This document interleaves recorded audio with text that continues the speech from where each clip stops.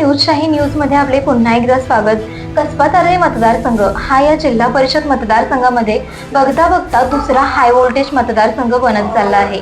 या जिल्हा परिषद मतदारसंघातील इच्छुक उमेदवार सौ भाग्यश्री धीरज डोंगरे यांचे पती भोगावती सहकारी साखर कारखान्याचे संचालक धीरज डोंगरे आपल्या सोबत आहेत। त्यांच्यासोबत बोलून त्यांचं या निवडणुकीमागचं विजन काय असणार आहे आणि ते ह्या निवडणुकीला कसे सामोरे जाणार आहेत हे आपण पाहणार आहोत।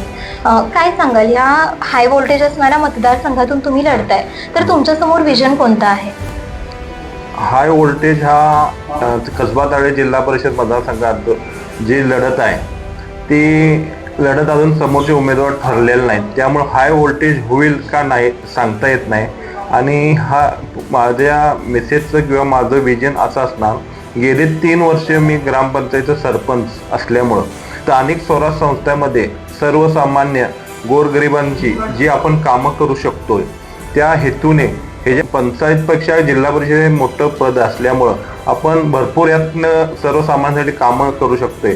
आरोग्य, शिक्षण, महिला सबलीकरण यासाठी या निवडणुकीमध्ये आम्ही उतरत आहे।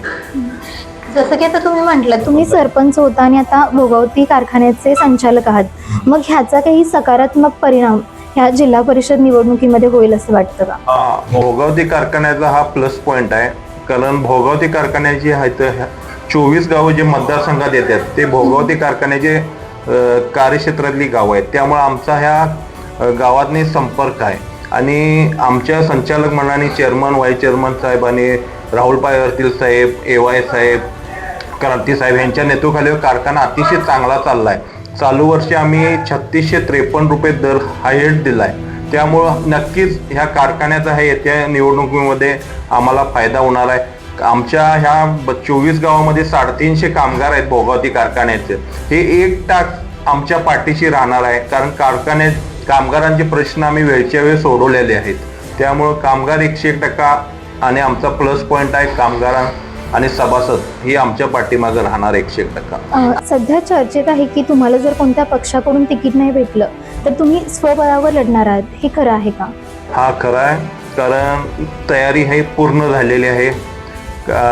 अजितदादा पवार गटाकडे राष्ट्रवादींना राहुल पाटलांच्या मार्फत आम्ही तिकीट मागितलं आहे मुश्रीफ साहेबांकडे, ते मिळेल अशी शक्यता आहे। नाही मिळालं तरी आपण आघाडी करून जाणार आहे। AY साहेब, राहुल पाटील साहेब आणि शेका पक्ष आज रोजी अशी स्थितीत आहे, आणि बाहेरचा सुद्धा आणि पाठिंबा मिळत आहे, बाहेर इतर पक्षांचा, राष्ट्रीय पक्षांचा तो पाठिंबा घेऊन सुद्धा आपण लढायची तयारी करणार आहे।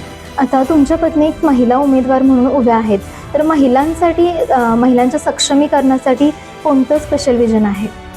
महिलांचं आता बचत गटांमार्फत किंवा त्यातनं आरोग्य खाते, आता सरपंच झाल्यापासून आमच्या गावात बचत गटांची स्थापना भरपूर माझ्या मिसेसने तयार केली आहे, आणि त्यातनं जे चाललंय आता पेन्शन योजना, संजय गांधी निराधार योजना, हे आता आम्ही सरपंच झाल्यापासून घोटोडे गावात 65 महिलांना लाभ दिला आहे।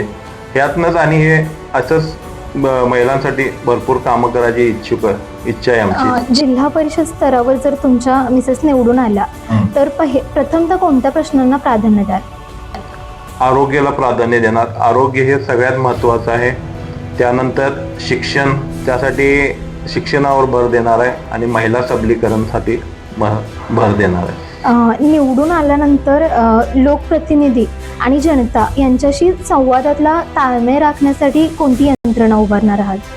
कसं आहे, आमच्याकडे कुठलं ऑफिस नाही, मी आता घोटोडे गावात सरपंच आहे, पंचायतवर मीटिंग पुरतं मी जातो।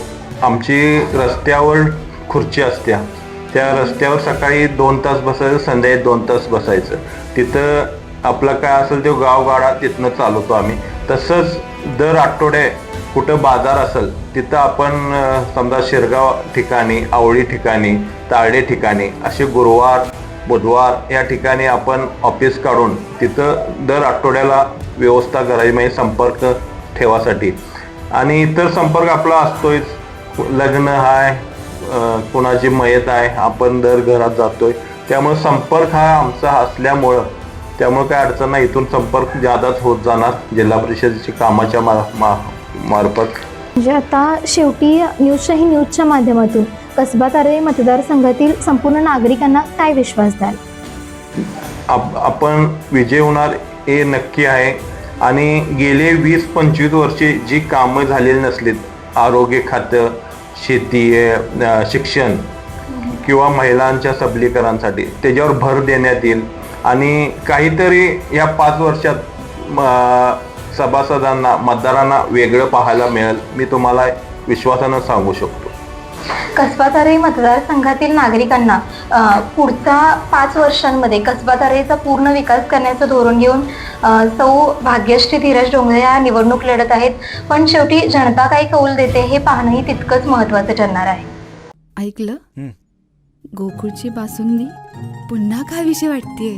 खरं सांगू, मलाही खावीशी वाटतेय. पुन्हा पुन्हा खावीशी वाटणारी गोकुळ बासुंदी.